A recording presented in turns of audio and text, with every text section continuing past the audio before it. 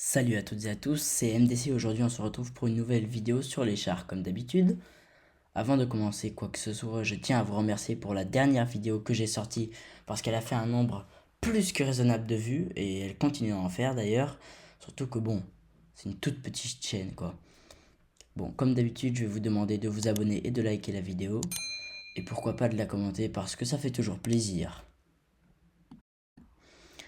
Alors, quel est le véhicule blindé qui a été le plus efficace de la Seconde Guerre mondiale en rapport de prix, de protection et de puissance de feu? En vérité, vous allez peut-être être déçu parce que c'est même pas un char, mais un canon automoteur. Et oui, ce n'est pas le Tigre 1 ou le Tigre 2 allemand, ni le Sherman américain, ni même le T-34 soviétique. C'est le Sturmgeschütz 3 allemand. Ce fut aussi le véhicule blindé le plus produit par l'Allemagne nazie durant la Seconde Guerre mondiale, avec plus de 10 000 unités produites. Basé sur le châssis du Panzer III et IV, 5 prototypes furent construits en 1937, avant que la firme Hellcat de Berlin entame la production de l'engin. Lors de l'invasion de la France et des Pays-Bas, seuls 25 exemplaires étaient en service. Leur rôle était alors le soutien d'infanterie. Ils étaient très efficaces, avec leur silhouette très basse les rendant difficiles à repérer. Leur canon court de 75 mm était aussi très efficace. Et en plus, ils ne coûtaient que très peu cher, car ils n'avaient pas de tourelle. La tourelle était alors un mécanisme complexe pour l'époque, qui était coûteux.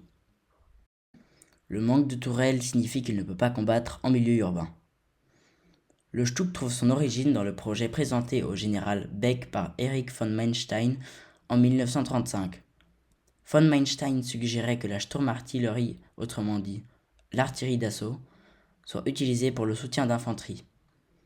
Le 15 juin 1936, Daimler-Benz AG reçut l'ordre de développer un véhicule blindé de soutien d'infanterie capable de supporter le montage d'une pièce d'artillerie de 75 mm. Le canon devait avoir un déplacement latéral de minimum 25 degrés et être monté dans une superstructure fournissant une protection, y compris sur le dessus. La hauteur ne devait pas excéder la taille moyenne d'un homme. Ces prototypes disposaient d'une superstructure en acier doux et du canon Kruppe à tube court Sturmkanon 37L 24 de 75 mm. Au début, le Stuck tirait des munitions explosives, mais plus tard, quand les équipages allemands furent confrontés aux chars lourds soviétiques KV-1 et aux T-34, qui surclassaient les meilleurs Panzers, les distances d'engagement sont devenues beaucoup plus courtes, car les obus des Stug avaient une très mauvaise balistique, même si leurs obus pouvaient percer 70 mm de blindage. Pour détruire les KV-1, les Stug essayaient de tirer sur leurs flancs, qui ne favorisait pas les ricochets, en raison qu'ils étaient très à la verticale. Opération évidemment très risquée. Sur l'ordre d'Hitler, un canon long de 40 calibres doit être monté sur le Stuck 3. Le Stuck 40 L43 de 75 mm, puis le L48 de 75 mm. Ils peuvent maintenant combattre des chars soviétiques à de longues distances. Les Stuck 3 de fin de série disposèrent également d'une mitrailleuse MG34 de 7,92 mm montée sur la coque et télécommandée depuis l'intérieur pour une meilleure protection contre l'infanterie. Cependant, le char restait un canon automoteur moins blindé que les chars. Il était très vulnérable aux attaques sur les flancs et les attaques aériennes. Sur le Stuck 4, une petite couche de surblindage sera ajoutée pour dévier les obus sur ses flancs. Engagement. Les Stuck 3 furent utilisés à Stalingrad où ils détruisirent un grand nombre de chars soviétiques. Le plus connu des as de la Waffen-SS utilisant des Stug fut le Sturmbannführer Walter Knipp, qui commandait la 2e Sturmgeschützabteilung de la 2. et Panzerabteilung Das Reich de la Waffen-SS. Du 15 juillet 1943 au 17 janvier 1944, son unité revendique la destruction de 129 chars soviétiques et n'enregistrant la perte que de 2 Stug. Il fut lui aussi décoré de la Croix de Chevalier.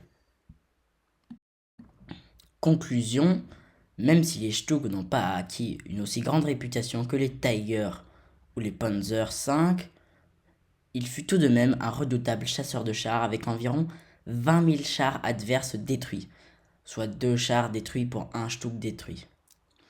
Et je ne parle même pas d'autres canons anti-chars ou véhicules blindés.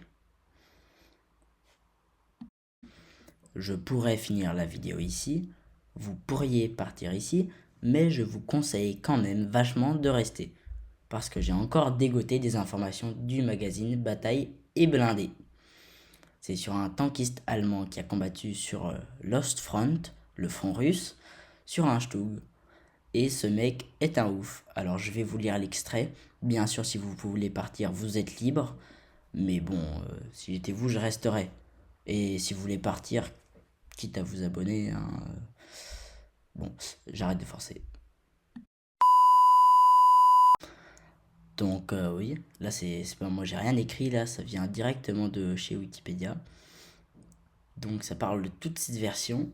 Le Strux 3 Ausflug A STKFZ 142 en 1940, il y a 30 exemplaires produits, c'est le début. Il fut utilisé pour la première fois au cours de la bataille de France. Il était construit sur la base du châssis du Panzer III Ausflug F, pourvu du canon Stuck 37L24 de 75 mm. Ça, je vous l'ai déjà expliqué. Après, il y a le Stuck 3 Ausflug B, SDKFZ 1942. Il était... George Bose est né à Forst, dans la région de Lausitz, actuelle Lusace, le 20 octobre 1921.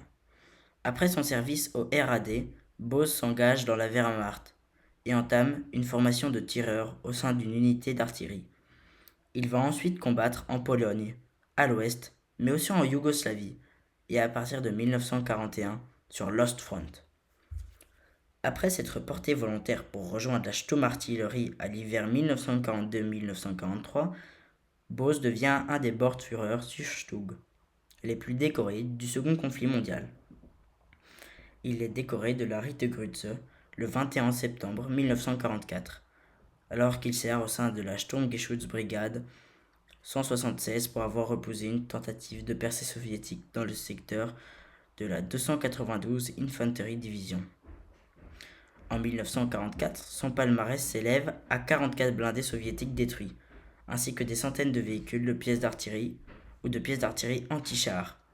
Bose sera fait prisonnier le 11 mai 1945 et retrouvera sa liberté plus de 3 ans plus tard. Au bout de quelques dizaines de mètres, nous y sommes, ouvrant le feu quasi instantanément. La vision de ces morceaux de corps et d'armes s'envolant est insupportable. Mais les soviétiques commencent à se replier au bout de quelques secondes. Soudain, j'aperçois un T-34 dans un creux à environ 800 mètres sur notre droite, qui fonce droit sur nous. Je donne l'ordre de charger un obus perforant. Et quelques instants plus tard, mon tireur m'annonce qu'il a la cible en ligne de mire. J'attends. J'attends que le T-34 s'approche.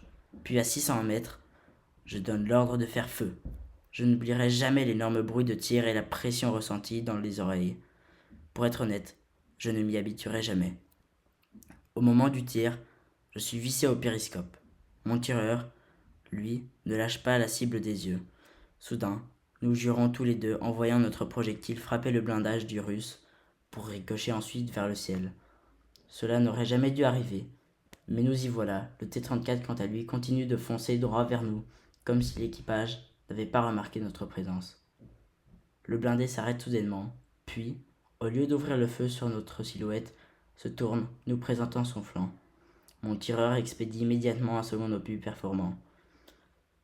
L'effet est spectaculaire. Une énorme explosion disloque le char dont la tourelle sort de son berceau. Ce n'est pas seulement le premier char détruit, mais aussi la première victoire de l'Abteilung 176 après sa remise sur pied en mars 1943. Bon, en fait, il n'y avait rien de plus, je me suis trompé, même s'il est quand même incroyable, hein. Je me suis trompé avec un autre témoignage beaucoup plus ouf. Si vous voulez que j'en fasse un dans une prochaine vidéo, dites-le en commentaire.